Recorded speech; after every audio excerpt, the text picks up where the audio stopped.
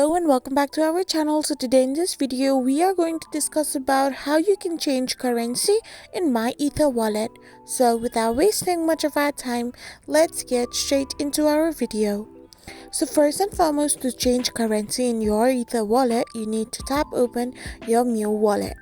So once you open it, you need to first type in the pin code number to get access to your account, and once you get access to your account, all you need to do is simply scroll down to the bottom of the screen.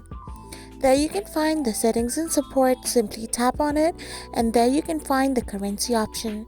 So simply tap on currency and choose the currency you want to reset.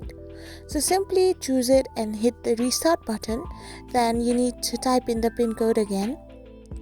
So once you get your access again, you can see that the currency has been changed in your Ether wallet. I hope you found this video helpful, so don't forget to hit that subscribe button and do give us a thumbs up. We will be back again with these informative videos. Thank you for watching.